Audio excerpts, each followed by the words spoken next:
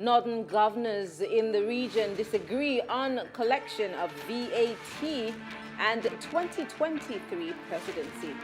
Former governor of Jigawa State, Sule Lamido, attributes the growing insecurity in the country to the failure of the administration of President Muhammadu Buhari to fulfill its campaign promises. This is Cross Politics, and I am Mary Anacon.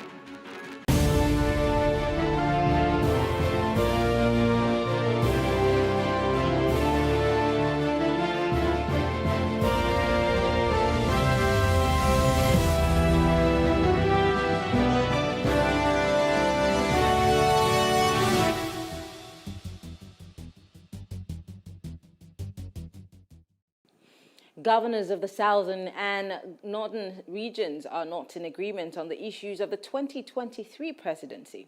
The governors of the 19 northern states rejected their southern counterparts' call that the president must come from the south. They have also kicked against the collection of value-added tax by states, saying that it would lead to multiple taxations and also make a mess of the interstate trade. In the area of insecurity, they commend the armed forces and security agencies for their fight against banditry, kidnapping, and Boko Haram in the north, and urge them to sustain the tempo. Well, joining us to discuss this is Ambassador Joe Keshi, a former permanent secretary in the Ministry of Foreign Affairs and a global policy analyst. Thank you very much, Ambassador, for joining us. Thank you for having me. Thanks. So let's start with, the statement by the southern governors saying the presidency should move to the south in 2023. Although we think that it's being misinterpreted by the governors of the north to be an intent to somewhat clamp down on the north, because I remember the Northern Elders Forum released a statement. In fact, the leader of the Northern Elders Forum had come out to say that this is an attempt to rid the North of its powers, and that they were ready. They were ready because they have the numbers, and they will not allow themselves to be cowed anymore. What do you make of this back and forth?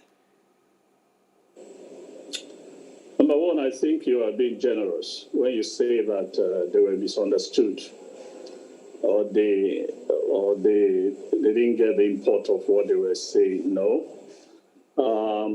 But look, it just shows you the quality, the character of those who are leading us in this country. Their level of commitment to this country, their level of commitment to the people they claim to lead is almost zero. They are more interested in themselves, in their family, and nobody else. If not, under the military for 34, 35, or 36 years, the North was at the helm of affairs. Look at the situation in the North today. And yet, these governors still have the morality, unashamedly too, to come out and say that they must retain the presidency, do or die.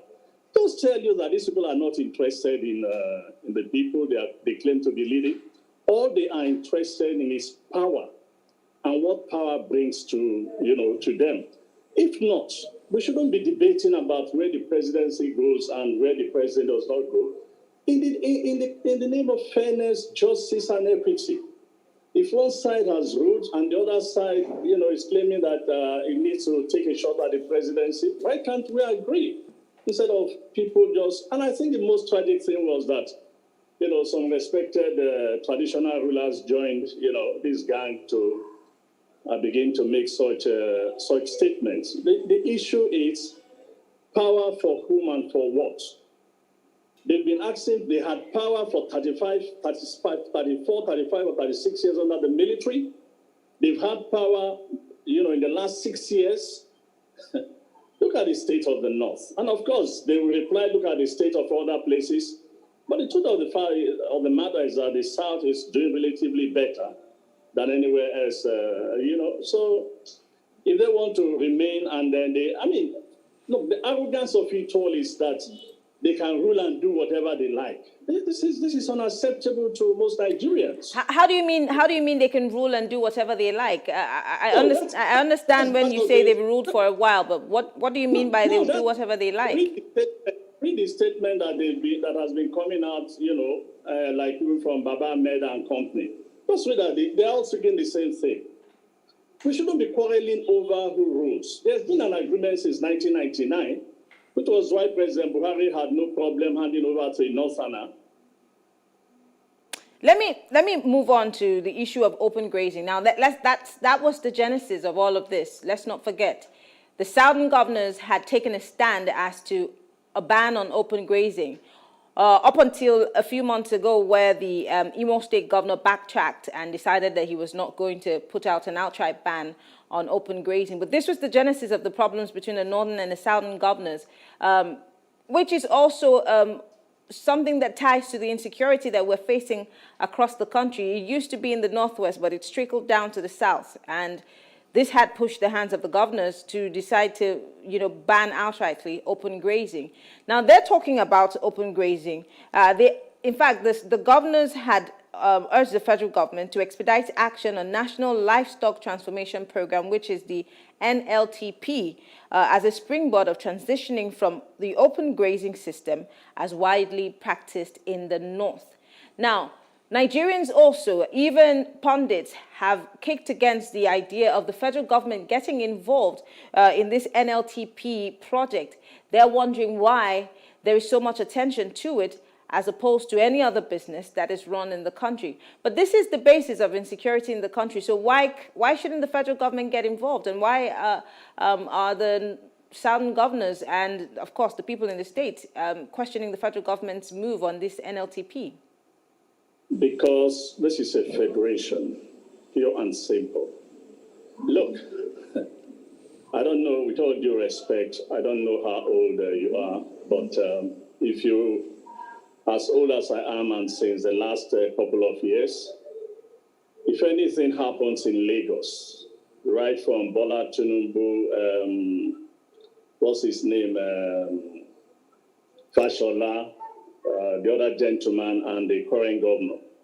If anything happens in Lagos, or happens in Port Harcourt, or happens anywhere in the South, we go after the governors. We want to find out why the governors not doing ABCD. If it happens in the North, they go after the federal government. And that has been the pattern. This is a federation, and a number of things has to be done. Look, part of the problem why we're in the mess we are today is because of the overwhelming activities and powers of the federal government, almost rendering the states, unsustainable. If the states don't work, the federation will not work. And the states cannot work when you keep on taking the bulk of their responsibilities here and there. Please, we need to go back into history, even in the First Republic, and see whether what the states are doing today was what the regions were doing at that time that we had something close to a true federal, structure. The military has destroyed our federal structure, and they've left us with what we have now, which is creating the bulk of the problems we have in this country. And until we all have the courage to say enough is enough, let's run this country as a true federal state, with an effective and sustainable local government, with a very strong states, and of course the federal government doing its bits. As it is in some federations that, interestingly enough, we copied the United States Constitution, at least to a large extent, but we do not have the discipline or the willpower and the principle of purpose to act as it is. Look, the governor of California acts on its own, the governor of Houston acts on its own, the governor of Florida acts on its own.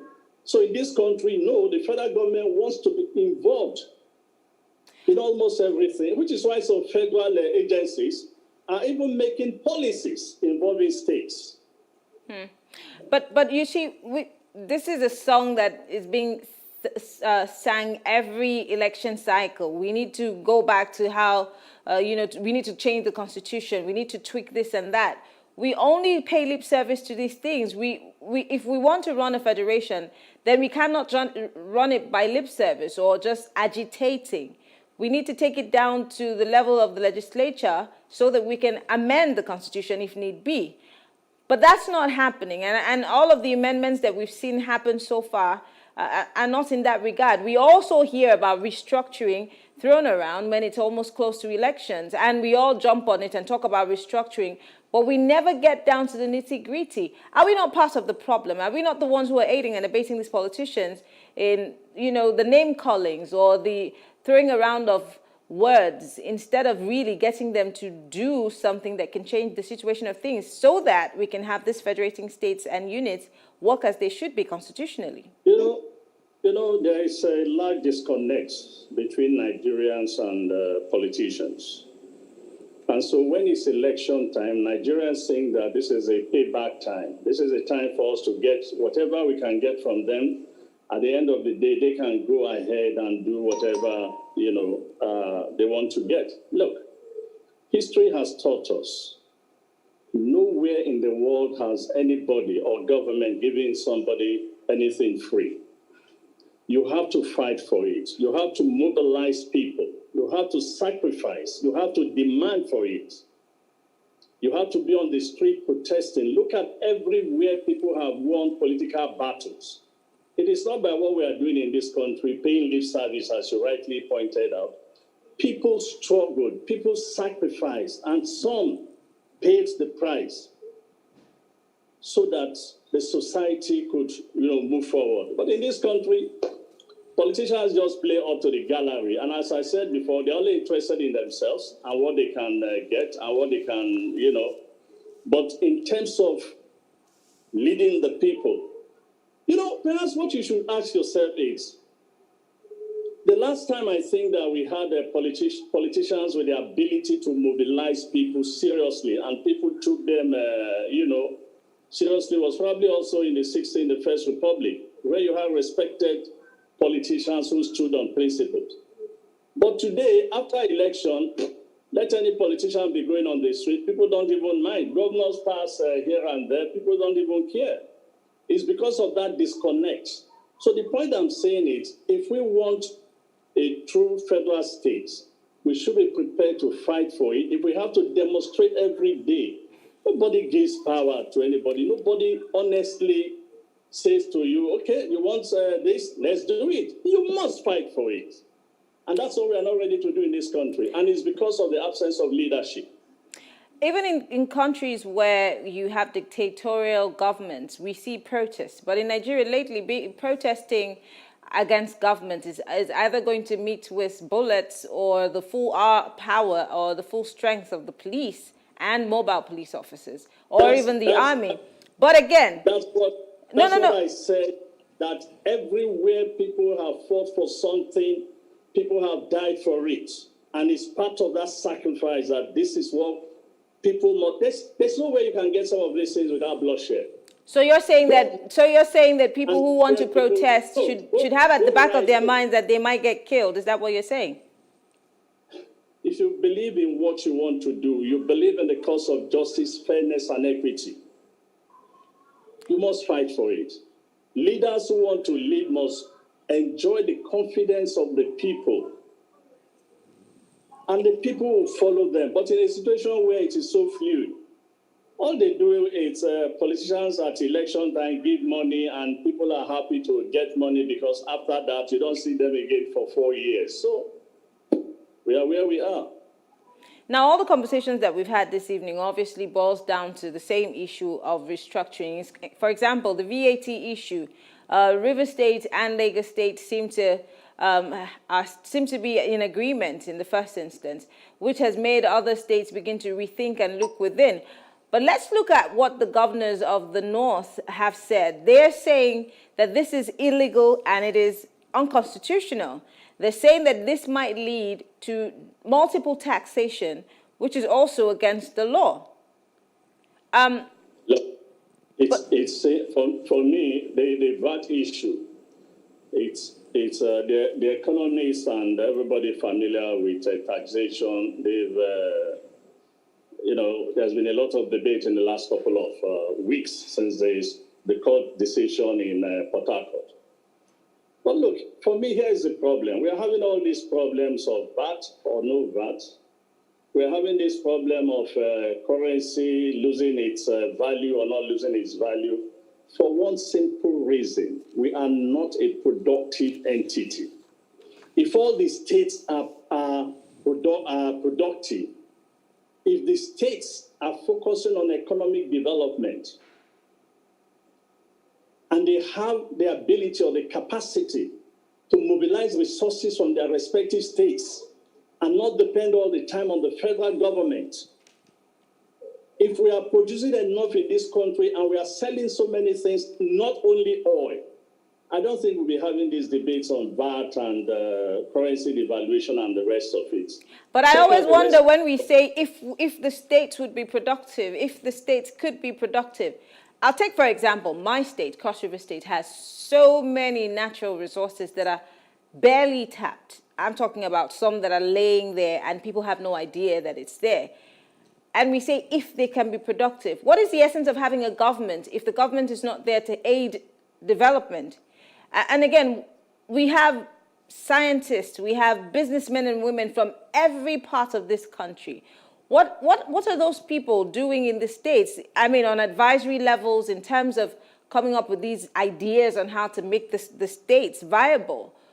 So I always ask, what is the challenge? Why can't states across the Federation be viable for themselves? Because I guess at the end of the day, the money goes back to the states and brings forth some more developmental projects. But what exactly do you think is the challenge? The challenge, I mean, the major challenge is there is the availability of free money. So if you can get free money monthly, you go to Abuja, they give you a check. You go, why do you want to bother, doing anything else? All those who are, look, again, go back to when states were being, or when people were advocating for the creation of states.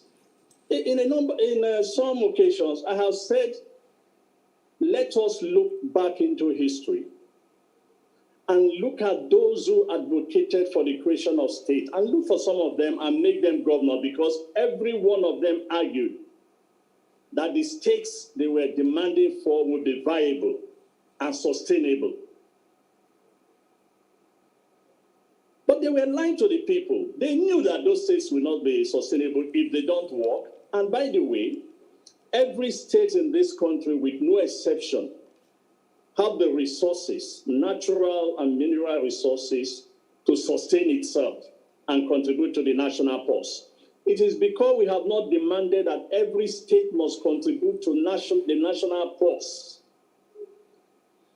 that states are arguing over VAT, are arguing over sharing of who gets what. And no, if every state in this country can begin to be productive, give or take, in under 4, 5, 6 years, Nigeria's economic situation will change dramatically.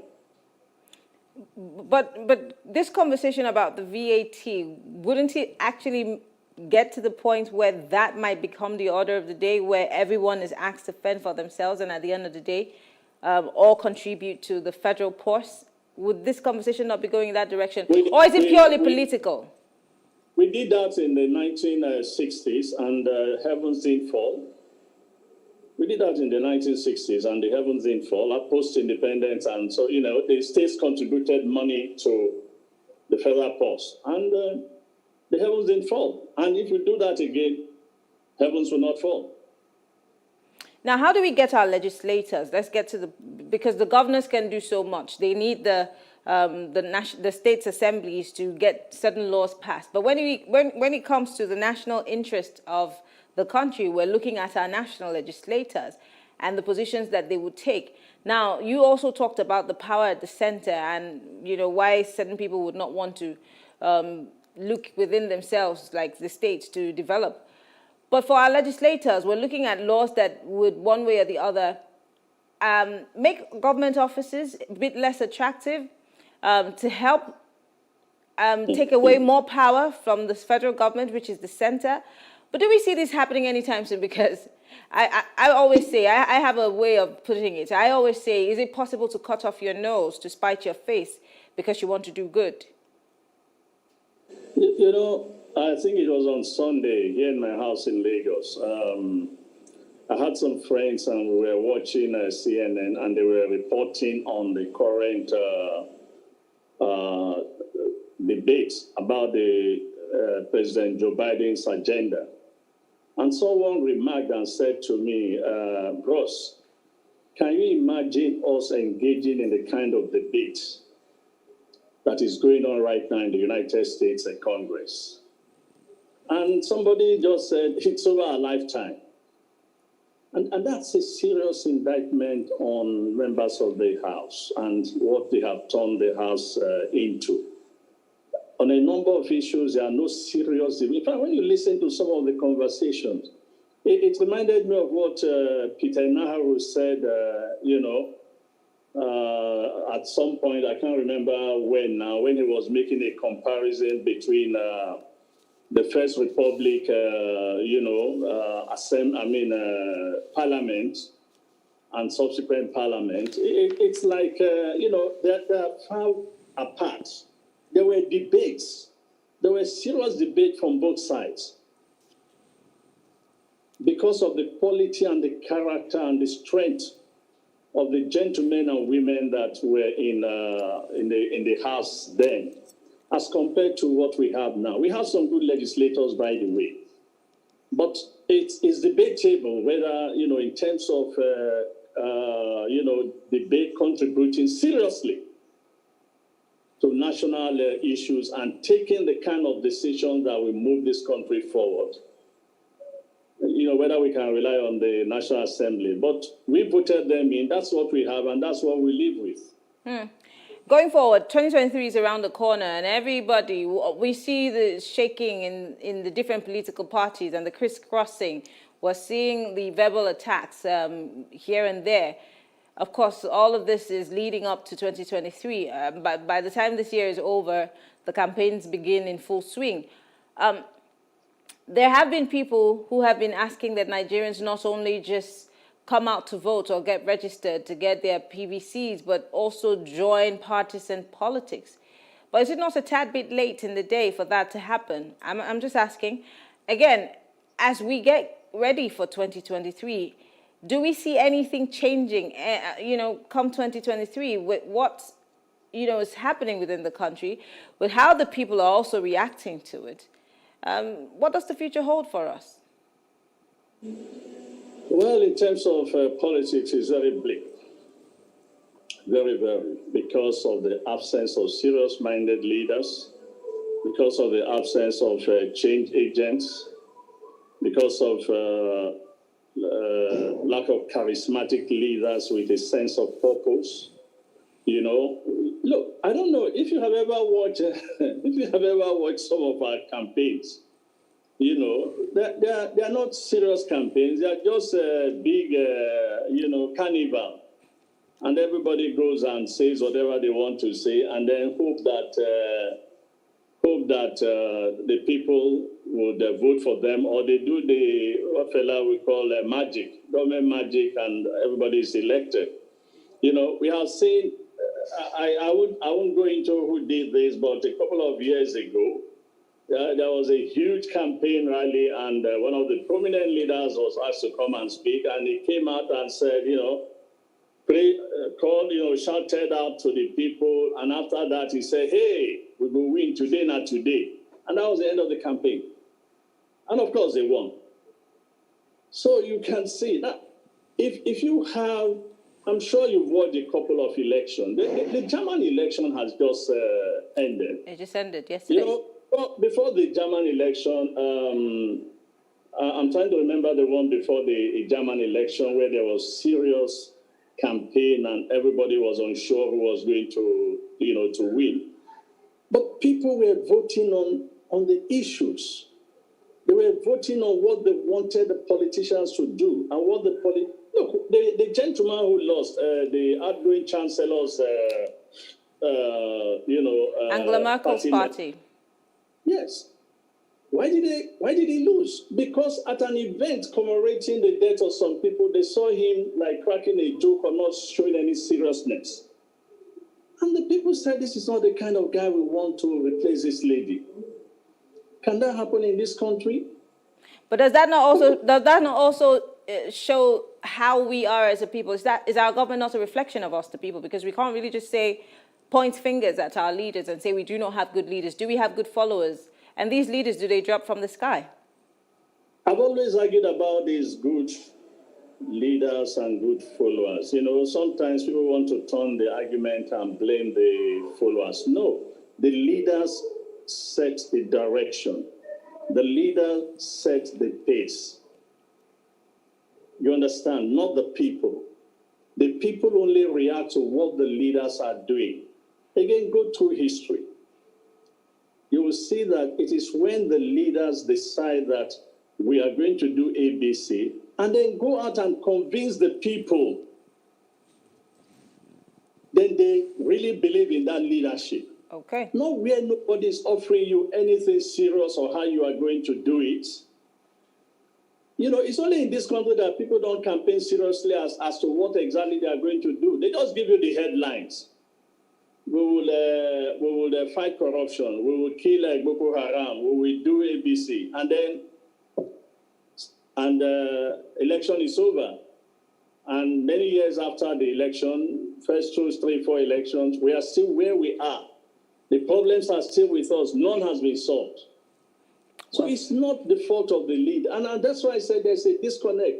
People go to some of these events simply because they want to eat, they want to make money, they want to collect something from the politicians. And as far as their man is there, they're okay. Whatever happens, they're not interested. But then they turn around and begin to complain after. Well, but the leaders set the pace. Look, it's only leaders who can provide the direction of change. Okay. Well, Ambassador Joe Keshi, we want to say thank you very much for being part of this conversation. We appreciate it. Thank you. Thank you for having me. And, all right. Good luck. Thank you so much. Well, we will take a short break, and when we return, we'll be talking about insecurity in the country and, of course, what is being blamed on it. Stay tuned.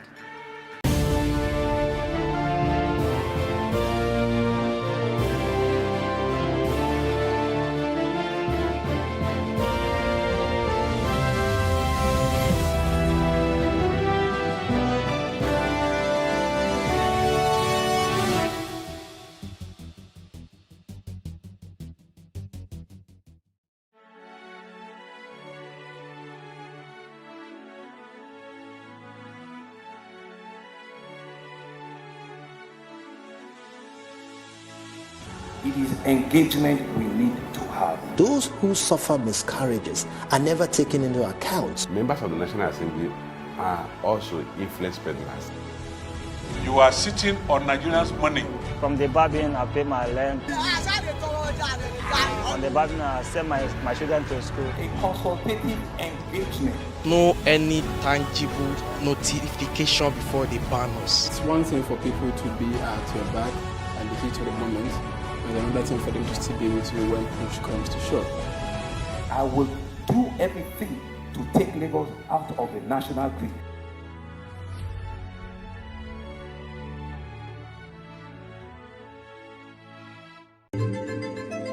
Nigeria, by extension, Africa, is faced with a lot of challenges.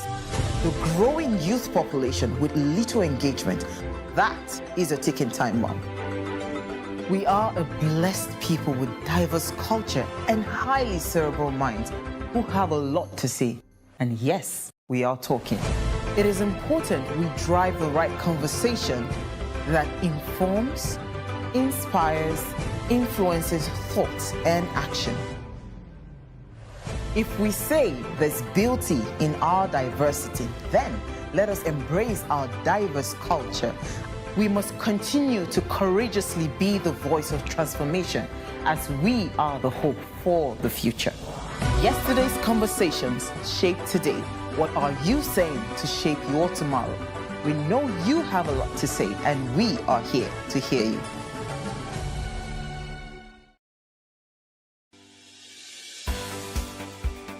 businesses in Africa can be very challenging. In Nigeria, it is particularly intimidating, and successful builders have learned how to navigate a hostile environment to unlock opportunities. But one major challenge businesses face is how to filter through the noise and identify where their ideal customers exist. Get insight and practical steps from industry players and captains of industries. Hear success stories to help you make informed decisions as you scale your business in Nigeria. Watch Business Insights at this time on PlusTvAfrica.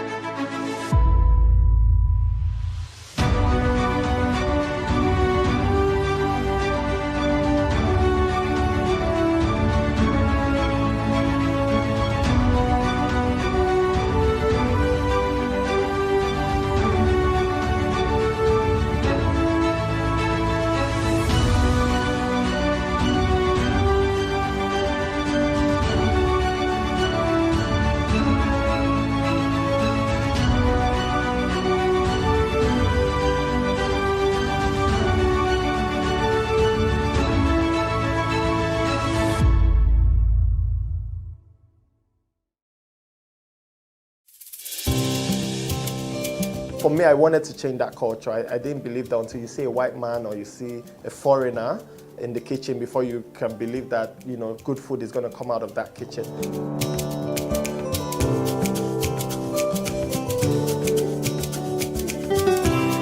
You can leverage on each other's spaces and, you know, sell. We believe in Nigeria, right? We believe that Nigeria can get better.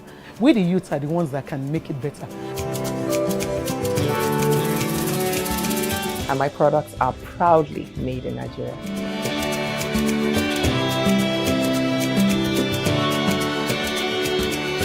Made in Nigeria, showing every Tuesday at 10:30 p.m. and repeats on Saturday at 8:30 a.m. There has to be a decision point. The way your baby is presenting, we have to rush you in. And my partner at the time was like, "You going to cut her? Are you going to cut her? Is it going to leave a scar?" And I said, "Am I a belly dancer? What is the problem here?" No, I'm vulnerable about the future of the children, the future of mine and the future of the generation of my children. I want to have nude pictures taken. Of you? Yes, Yeah, but we without have showing my private parts. I want to put it in my front room. And they said, "You can't do that. People will be embarrassed when they came into your house." I said, "Well, it's my body and it's my front room." All the things that we do, what is the purpose of it? I just realized that I was more trusting before I was 6. So many women, they just feel like I have to cook for my husband, I have to breastfeed my children, I have to pick them from school. Because society expects Then you them go to. home and you cry and you stop your career, you can't do anything, then you blame everybody. You took that choice. Welcome to The Breakfast. A breakfast where we unbundle top and big stories of the day. Is vaccine the only way out of this pandemic? No, definitely not. Many Ghanaians just want a peaceful election and they are hoping there will be no rigging. There is nothing bad in borrowing for infrastructure. The minister added that he was impressed. Please come and see yourself what we are doing with the money we are borrowing. It's very important. The way we brand ourselves is the way people will carry us. It's just the driver of the two vehicles that were completely bad. This one was here screaming. What do you recommend the government do to support this sector? Direct intervention, that's what every government all over the world has done. We are not a parallel security structure. A multiple core is a complementary core. What I will not encourage Christians to do is to carry dagger and follow anybody. No. Join us on The Breakfast, 7 a.m., Monday to Friday.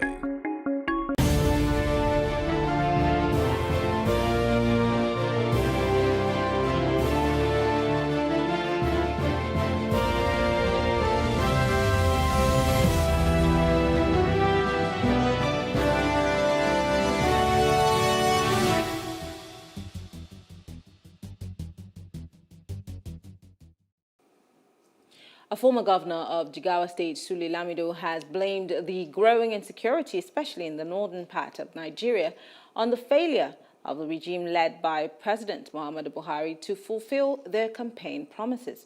According to Lamido, Buhari and the APC allegedly lied to raise the hopes of Nigerian youth and to take power from the People's Democratic Party, PDP. He said failure to meet the aspirations of is a major cause of restiveness in the country. And on the similarities between the terrorists in the northeast and the bandits in the northwest, Lamido stated that crime was a crime, no matter the location or those who were involved. To break this down, we have Darlington Orji, former publicity secretary of the People's Democratic Party in Rivers State, and Sugbeye Eli. He's a legal practitioner and also a member of the All Progressive Congress in Rivers State. Thank you very much for joining us. Thanks for having me. So, Governor Sule Lamido is blaming the rising insecurity on your party's failure to be able to meet its campaign promises, saying that they were all built on lies, and that's why we're where we are today. Well, with respect to Alhaji Sule Lamido, he does not speak true to his character as a smart governor to call a political party made of eminent Nigerians, including the president, liars. That is the height of disrespect, but I'm not going to dwell on that. He was governor of a state, and as usual, what we hear is they are not considered empowered to command troops. The president does his job as commander-in-chief. The governors are called chief officers of the states and have the mandate to collect security votes. What do they do with it? So when they see if my governor come on air and tell people that the APC built this campaign on lies, of course, you should know the character of this man. He was one of the 5 governors who walked out of the PDP convention, all right, that led to the formation of the APC. Ask him what made him stay back. He was haggling for the presidency. He couldn't get it and stayed back. Now, the issues are simple. Where were we before now? Before Buhari came on board? Where are we today?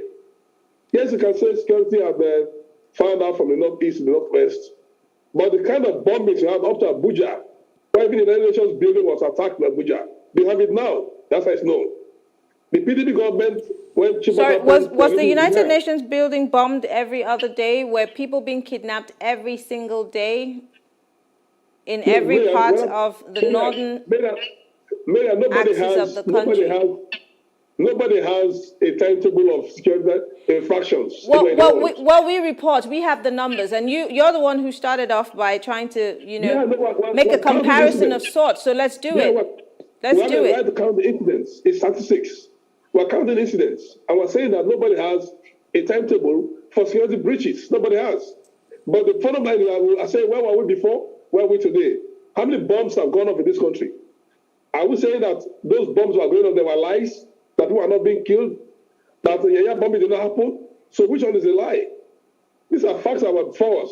Now the troops, in terms of investing in troops, armament or whatever, are you saying that this government is done far less than what we did in the past? What we had in the past? No. Just now we took delivery of some Tucano jets. Everybody knows how far they invested in these things. And for every Nigerian at the height of a smart governor to come out and tell the world that APC built a campaign of lies, the height of disrespect. But I think that let's look at the let's look at the things that he said. Yeah, he talked about the root cause of the security problems in Nigeria. He asked a question, and I'm going to quote him directly.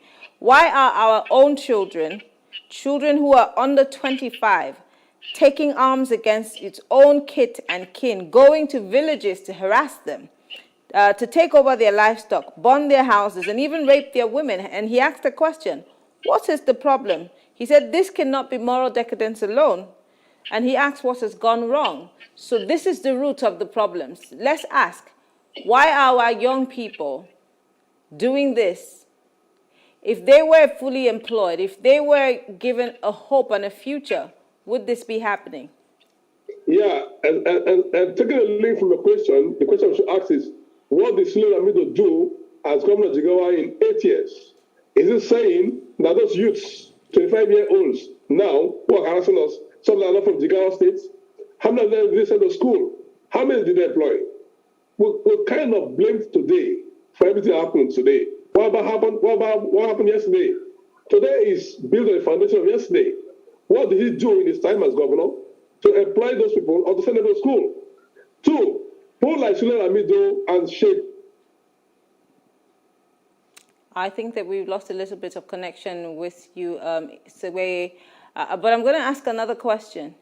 Okay, we lost you, but go ahead. Go ahead.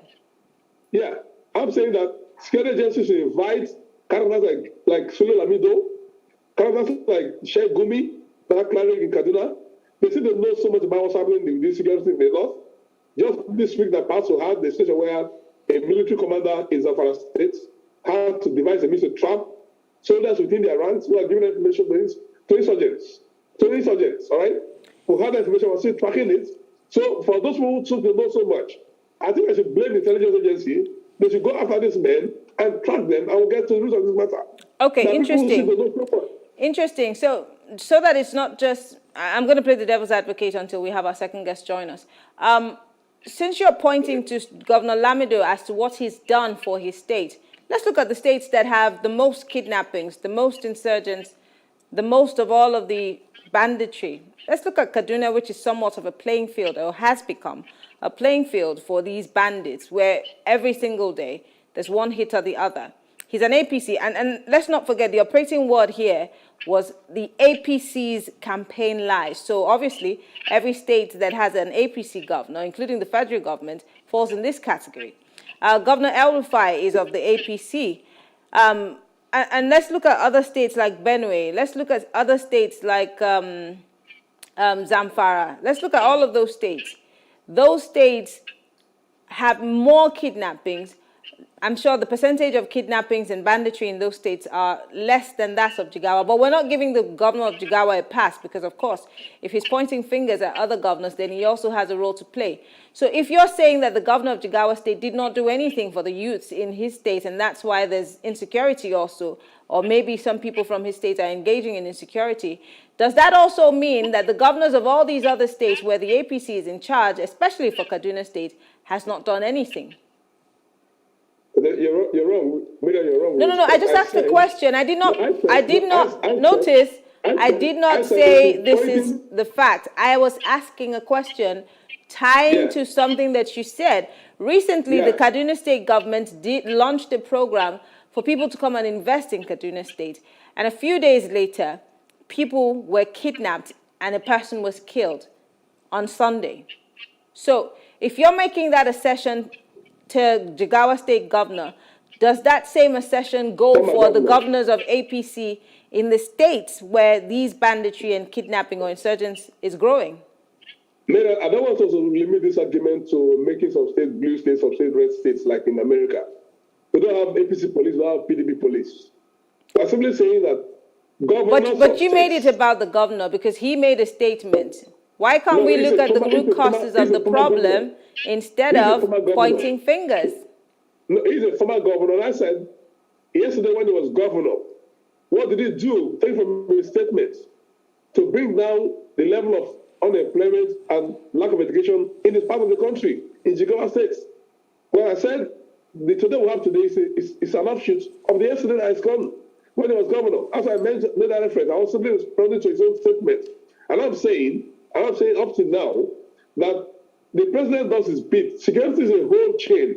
It's a whole value chain. It's a whole process. The president does his bit. What did the governors do? What did the local government chairmen do? They collect security votes. What did they do in the federal states? That was when the River State here, there was so much insecurity, you were here, you knew it. But the governor had managed to tackle it to a large extent. You cannot say it's completely zero, no. But this things happen once in a while. The security agency is working in harmony with the authorities and the executive arm of government. Support the security system and get this is done. Well, they have to also work with intelligence gathering. The local police, the local governments, and the state governments have access to the intelligence gathering apart from using local vigilantes. But whatever it is, we're saying that there should be a collaborative effort. Time to play politics, security is over. We cannot say APC states and PDP states. It's got nothing to do with security here. This is America where I can say this state is a blue state, it's a red state. No. Okay. And we talking about remember, Alton got elected as an APC governor, and then moved over to PDP. So I'm not saying that suddenly the state switched from being APC to PDP. No. But if I remember, the PDP did not campaign that it was going to put an end to insecurity and Boko Haram in less than a few months. The PDP did not campaign saying that they will bring employment to youth. The PDP did not campaign that they were going to put an end to corruption. It was the APC. Now, if former Governor Lamido is making this assertion saying that the APC sold us lies, and the reason why we're having insecurity is as a result of the fact that they were not truthful to the people and they sold us lies, can we really take it away from leadership? Because he said, and I quote, he said that this is about leadership and that there is no leadership of sorts from the federal government. This is why we're having this insecurity. But please just hold that thought. We're being joined now by Darlington. Darlington, thank you very much for joining us. Right. So thank you for giving me the privilege to join you. So speaking on the issue of insecurity, and former Governor Lamido saying that the reason why we're facing insecurity in the country is a product of President Buhari's government building on lies, or rather selling lies to Nigerians through their campaign. Does that in any way absolve the governors of the PDP in states where these insecurities are happening? Well, thank you for giving me the privilege to speak to you.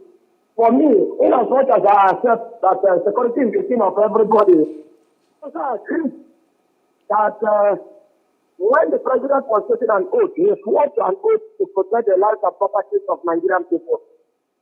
And when a political party is built on lies and propaganda, the resultant effect is where we are. A political party that came on board and said they're going to fight insecurity, that was the cardinal point of their campaign.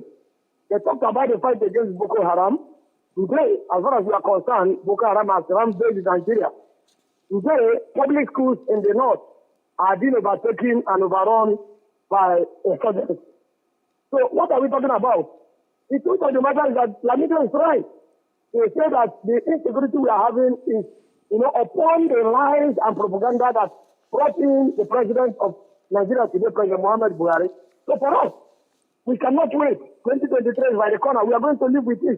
When you make a mistake as a person, you live with it and wait for another day. Here you have a chance of making correction. This government, as far as I'm concerned, has stayed into not only the security aspect, in all the promises they made to Nigerian people. Let them say one that they campaigned on and they kept on it. So for me, we are living with the pain. We don't have a chance. No matter what we are going to say now, nothing will change until January 2023 comes very closer. Well, let me go back to what Governor Lamido said, because you see, all of this boils down to leadership. And when we say leadership, we can't just leave it at the feet of the president or the presidency. It obviously spans through governors, legislators, councillors, and local government chairmen. Now, back to what former Governor Lamido said, and I'd like to quote him. The issue is that the government must be held accountable, he said. And I don't want to sound too political. It is a matter of life. Attaining political power, the process must be very credible. It must be very transparent. A leader must be able to say, I want to be in government because I will do this and that. When you ignore this and begin to tell lies and malign and blackmail others, he's trying to say that the governments have lost their way. It's become more political in handling the issue of insecurity other than looking at the lives of people that are being lost. And this goes to you too, so we have now reduced the casualties to numbers. Every single day, it's either there's an abduction or somebody's killed. The NDA was attacked recently. Schools have been attacked over and over again. People have had to withdraw their children because the schools are no longer safe. This still goes back to the issue of leadership. And just as Mr. Lamido has said, he doesn't want to be too political. But if you as a leader has taken an oath and you have said that you're going to do this and that, when you do not do it and you're criticized, you start blackmailing and maligning, he says that this is where the problem lies. And back to the issue of the APC. This government has been promising us for years. This government has a few more years to go. Just hold on, let me land. Nigerians are still asking, where is the security that you promised us? Where is the economy that you promised us? Where is the anti-corruption fight that you promised us? The president has 2 more years to go. Can you, as a member of the APC, hit your hand on your chest and say that the president has lived up to its expectation? Miriam, on the economy, everybody knows the results are there. We're doing far better. People are raising the economy with exchange rates. We're building infrastructure that were not there in PDP. We're not there. The way the PDP began, we're continuing. Hold on. We have not derailed on one point. On security, when they say we build a campaign of lies, the Chibok gets not happen, the Yaya bombing not happen, the Boko Haram insurgents not chase away Nigeria from so many areas in the northeast. Is that the situation today? No. Did we find a jet fly from Nigeria to South Africa in the name of going to buy arms out? We are taking money out. It didn't happen under the PDP. They're talking about campaign promises. Have you seen the PDP campaign promise in 1999 when the military was retreating? Would you say the PDP met the promises at even 60% or even 30%? The government will come and go. These challenges arise. I'm even thinking that in the name of politics, PDP can do anything, including running some of these security issues to just gain some ground. Believe me, that APC did that. APC not do it. APC probably in some areas, let's concede. Maybe we either underrated the problem or we overestimated the capacities that were brought on board sometimes. But bottom line, these problems are there. And this government, we're not living in denial. When DAPCI happened, the government went after the system. Today, whenever the assembly breach, the government goes after it. In the case of PDP, they will live in denial. Okay, Chibok has happened that people are saying APC was sponsoring people to blackmail the government. The Chibok not happen. All right, let's have Darlington chime in on this one. Darlington. The general was at Lagos Square. Was it not bombed? Let's have Darlington chime in. Let's have Darlington come in on this one. Darlington, would you like to respond? Well, for me, the truth of the matter is that, like I said at the initial, that security is a thing of everybody. But the common question to ask today is that do we actually have presidents or presidency? Because all we hear today is that presidency. Nigeria cannot be run by a presidency. Rather, we should be run by and governed by a president who made promises to the people. For me, governance is a social contract. Once you fail from the promises you have made to your people, it is completely zero. A good student will mark himself or herself after examination. There is nothing like the lecturer doesn't like my face. That was why I failed. If you give out what was given to you at the classroom, they make promises that they are going to better the life of Nigerian people. They make promises they are going to return fuel to 41 naira. They make promises when they met rice at the cost of 7,800 that they will either maintain or reduce the price. Today, what are the costs of all these products? The truth of the matter is that there is no coordination in the governance of APC today. So we will live with it. Me, I have decided not to complain again. And Nigerians must learn how to bear it. Why wouldn't you complain? You're the opposition. You're supposed to play. We are going to do that is going to change Darlington, our fortune. what do you mean by you're not going? We're going to live with it. We're not going to complain. You're the opposition. You're supposed to play your position. Why? What do you mean by you can't complain anymore? Of course, Nigeria is not a one-party state, isn't it? We are going to live with it. It is our fortune. We accepted it at the initial when they were telling us lies, and PDP was saying this is a combination of people that are angry. They came together from different backgrounds. There is no blueprint. There is no manifesto. And today, that's why I cannot point out on what APC have outlined. They said they are going to fight anti-corruption, they are going to fight crime and criminality. Today, Adam Besemole, when he was the chairman of APC, made it clear that once you join APC, your sins are forgiven. So what are we saying? My dear sister, there is no amount of pressure we are going to put other than praying to God to, give us life.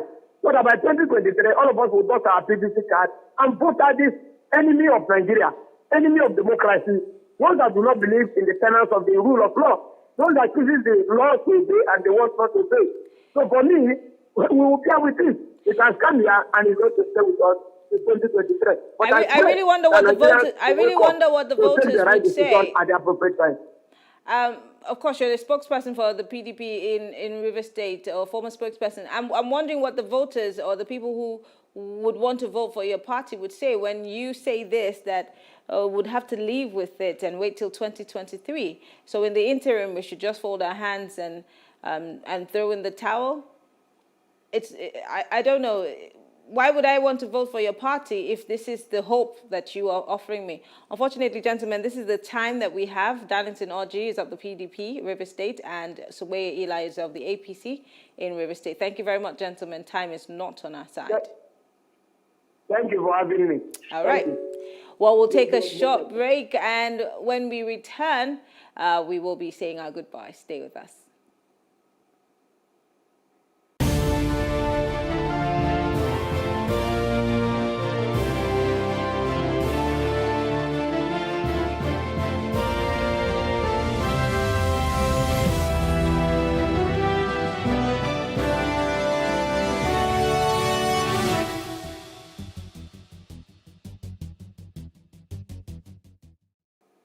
We want to thank you all for being part of the conversation today. Don't forget, Friday we have a special because it's October 1 and we'll be having a 1 hour, 30 minutes special on Plus Politics where we'll be having the big names come on as we talk about Nigeria's journey to independence. I am Mary Anna Cohn. See you tomorrow.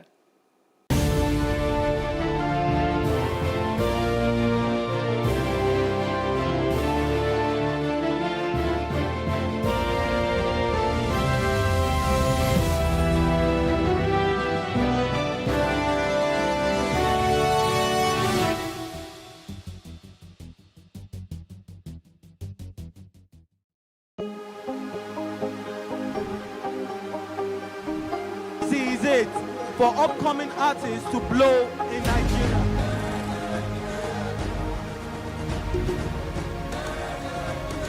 Welcome to Plus Trending. I am Booking November, your host, saying thank you for joining